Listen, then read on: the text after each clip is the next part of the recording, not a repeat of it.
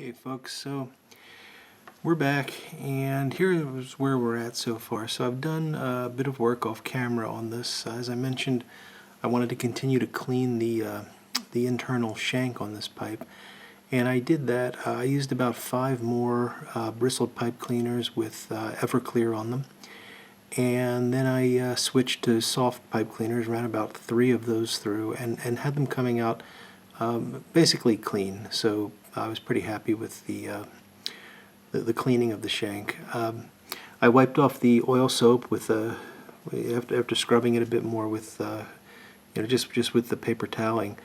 I wiped it off with a damp paper towel and made sure that I got all the soap off, and I think it's done a pretty nice job of getting the grime off without affecting the finish too much. Now the wax is definitely cut at this point, so we're not seeing a lot of gloss, but that's okay because we're gonna buff this. But it did a nice gentle job of cleaning. I'm really happy with that oil soap. So thank you again, Renee, for a great tip there. The stem is cleaned. I have not really buffed it at this point because I'm going to do this on the buffing wheel. So you can see there's still a bit of oxidation around the button and here at the junction with the shank. I haven't done a lot of work there because the buffing wheel will take care of that quite effectively. And I will at some point have to do a buffing video for you guys. I have my gloves on because I'm going to be doing some staining next.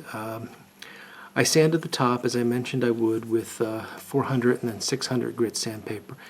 And I tried to maintain that sort of doming so that I didn't flatten this out, just sort of carefully sand it in an arcing fashion all the way around.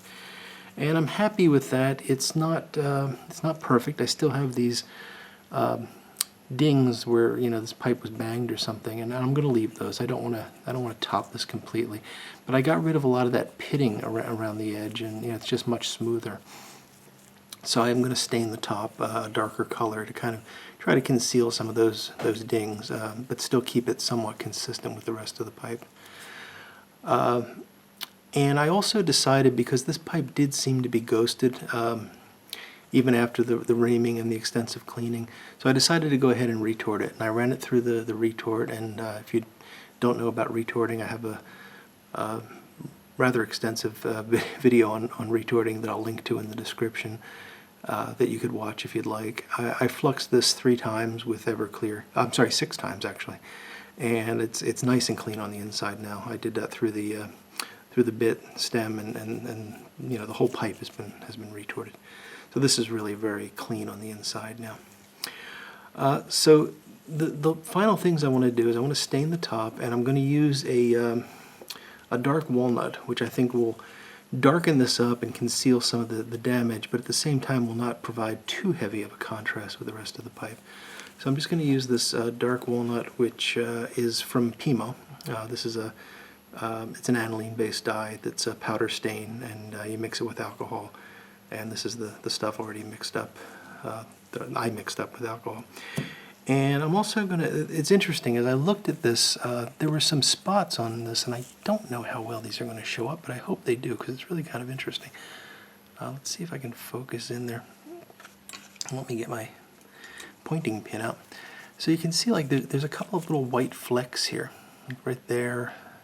A lot of them occur in the crevices which have been rusticated. You can see some in there. There's a few. Try to focus that. There's a few like right in here. And what those are, there were also quite a few in the top, and that's what was causing that pitting around here and making me think this almost looked like oak end grain because of the way it was pitted. What those appear to be sand pits in the briar, and there's a lot of them, and I think that's telling the story of this pipe and why it became a Benchmade Jumbo, because this was not a good block of briar for a smooth pipe. You would have had all of that fine pitting, and it just never would have looked right if it was given a smooth finish and polished. So they used the rustication to conceal that, but it's still coming through in spots. So what I'm going to do for that, and this is kind of detailed work that I'm not going to show too much of, but I'm going to use a black dye because most of them are occurring in these dark rusticated areas. And I'm just going to come in with a toothpick dipped in the black dye and try to just dot over those spots to conceal them. So I will show you a bit of that, but not the whole thing. Alright, so we've taken the stem away, and we're going to start off with the dark walnut. And I managed to lose my pipe cleaner. Try to clean up and make a bigger mess. Okay, so I'm just going to bend the pipe cleaner over, kind of standard way to do the staining. And one thing I really worry about with these stains is they're very potent, and you don't want to get any of this on anything, which is why I'm wearing the gloves. And you can see this is actually a very dark walnut. It looks almost black, but I think it will lighten up and better match the rest of the pipe than black would. So I'm just going to paint this around the edge, being careful as I can to not get it down inside the tobacco chamber, and also to not let it run down the sides of the pipe too much. Oh, I'm sorry, I'm doing that almost completely out of shot, aren't I? And this stuff, because it is alcohol based, dries very quickly. I don't often flame off the stain. I just don't find it to be necessary. It dries very quickly. It seems to set fine without the heat. And you can see this is drying almost as quickly as I'm applying it. And I'm just sort of applying several coats as I go along here, making sure that I'm getting even coverage.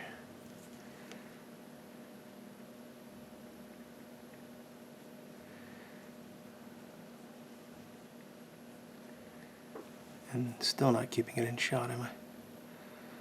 My apologies for that. I try to zoom in so that you can see the detail, but then when I'm doing something like this, I really have to focus on what I'm doing. I can't be looking at the screen too much. And my hand just drifts out of shot because I'm trying to bring it closer to me so I can better see what I'm doing. Alright, but I think that's got it. That's a pretty uniform, dark looking coating.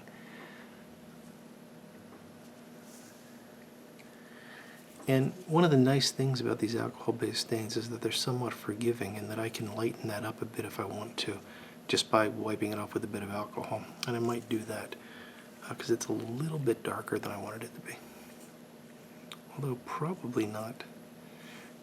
I think I'm going to leave that as is. I like that. It looks sort of naturally charred a bit. Yeah, I think I might. No, I got to think about it. Okay, let's close this up before I spill it. We'll let that set and at least do a few of these spots that I was talking about using, now this is the Fiebing's black leather dye. Fiebing's, sorry.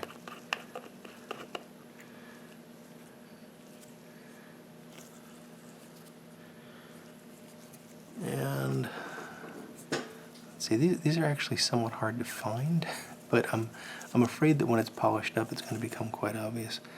Let's see, and maybe black's not the right color for this. Maybe that. Okay, so as I was saying before the furnace cut me off, I'm not sure that black is going to be the right dye for this, but we're going to go in here and just touch them, just like that. And just like that. Just trying to cover just where the little spots are. There's not a lot of them. This is probably not necessary, but it makes me feel better. Purely cosmetic.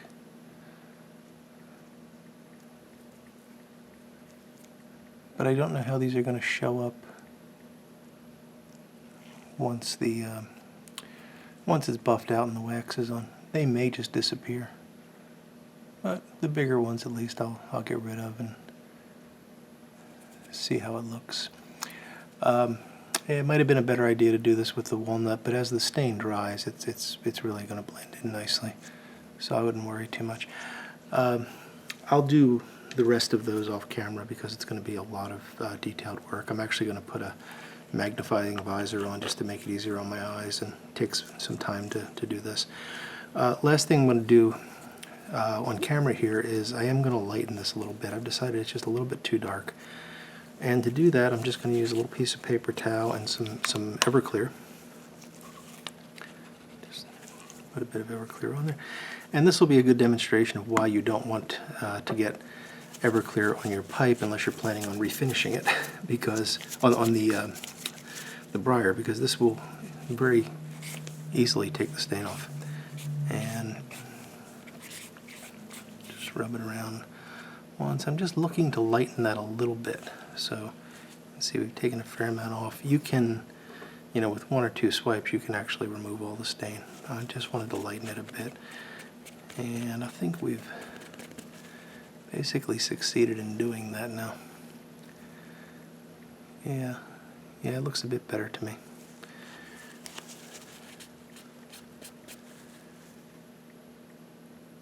Yeah, I like that.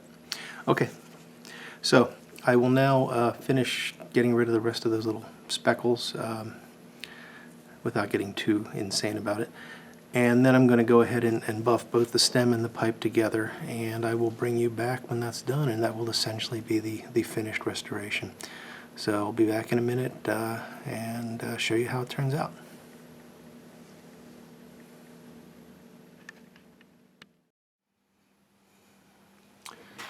Well, we are essentially done with the Benchmade Jumbo, possibly Marxman restoration.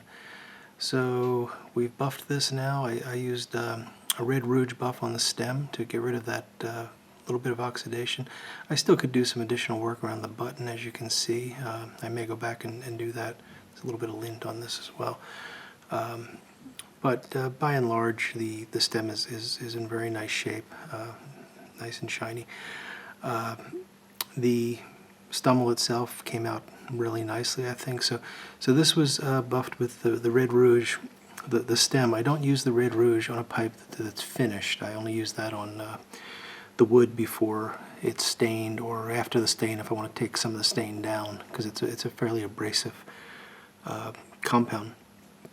Then the whole pipe, stem and stummel, were buffed with white diamond, and then finally given a coat of carnauba wax. And you can see it's turned out really quite well. The darkening of the rim, I think, helped a lot. There's still these knocks, for marks from knocking, which I'm just going to live with because I don't want to top the stem. I want to maintain that sort of domed look to it. Those little things that I filled in are, you can't see where I filled them in, and they're certainly not coming out as shiny white spots, so I'm happy with that. And all in all, this pipe has been restored to its former glory and is ready to smoke, so I'm quite happy about that. I hope you enjoyed following along with this one. It was a relatively simple restoration, but a nice little bit of history with the pipe, and I think this is one of these cases where you can take something that a lot of people would view as ready for the trash bin or ready to nail to a wall, God help us, and turn it back into a good smoker, either for yourself or to pass along to a friend, or maybe even to sell for a small profit to help you buy the next pipe to restore. And that's one of the things that makes this such a great hobby. So thank you for taking the time to watch this. If you liked the video, please hit the like button. If you have any comments, I'd always love to hear them, and certainly any questions are welcome. I realize that I've talked a lot of times about buffing, and I've done it off camera. I've never done a buffing video, and that's because my buffer just isn't really set up for filming right now. As I get the shop reorganized, I'm hoping to get a camera mount over there so I can do a video just on buffing, just to show you how that's done, what the different grits are for, and how to set that up in your own shop if you'd like to. But it's going to take me a bit of time to get to. But beyond that, if you've got any questions, please let me know. I'd be happy to answer them. And hopefully in a coming weekend video, I'll give this pipe its first smoke, probably with a nice bowl of Carter Hall, and let you know how she performs. If you're a subscriber, thank you very much. All recent subscribers, I really appreciate you joining on to watch the progress of these projects. And if you have any suggestions for future videos, I'd really like to hear them. So that's all for now. Take care, and I look forward to talking to you again soon.